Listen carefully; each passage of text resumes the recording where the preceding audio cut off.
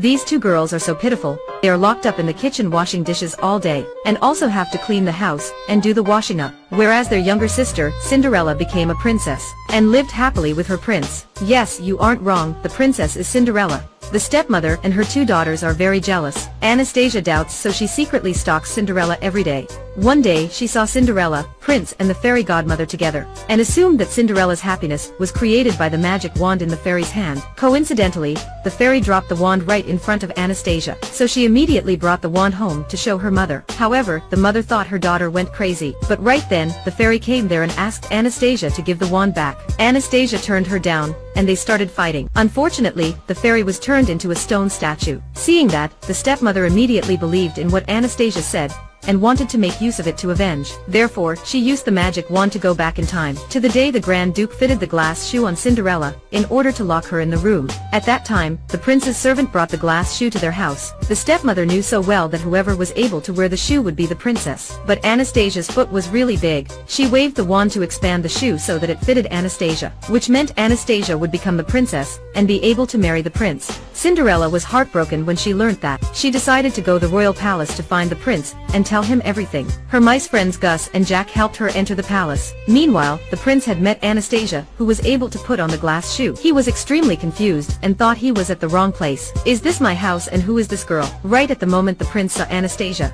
he knew she wasn't the one who he was looking for. Anastasia's dream was broken.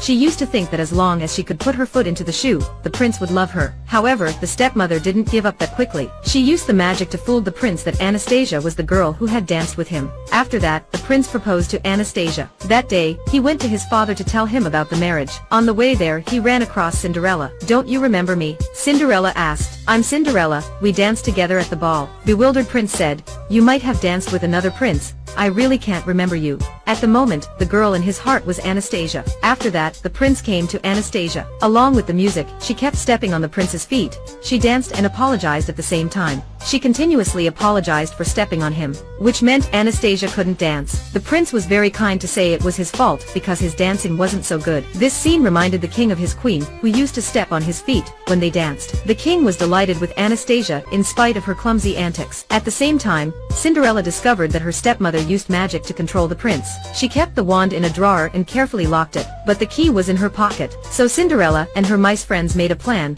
The mice would be responsible of stealing the key, while Cinderella disguised as a palace maid to attract the stepmother's attention. But she could easily recognize Cinderella. At this time, the mice were able to take the wand, so she hurriedly rushed out. Cinderella was chased by many palace guards, and had to hide in a room. She read the spell to bring the prince's memory back, but she was captured before she could use it. The stepmother ordered the guards to throw her out, and banned her from entering the palace. But never could she expect that Cinderella had her mice friends. Jack and Gus found the prince, and explained the whole story to him. Finally, the prince could remember Cinderella, and rushed to the harbor to find her. At the decisive moment, the prince intercepted the ship before it left. The two held each other's hand, and the prince's true memory returned. The stepmother's efforts eventually couldn't win Cinderella's love to the prince. He brought Cinderella back to the royal palace. Learning that she was on the verge of being arrested, the stepmother and her daughters used the wand to escape. As Cinderella was preparing for her wedding, the stepmother returned with Anastasia, who was turned into a copy of Cinderella, and trapped the real Cinderella in the pumpkin carriage to bring her away. On the wedding night,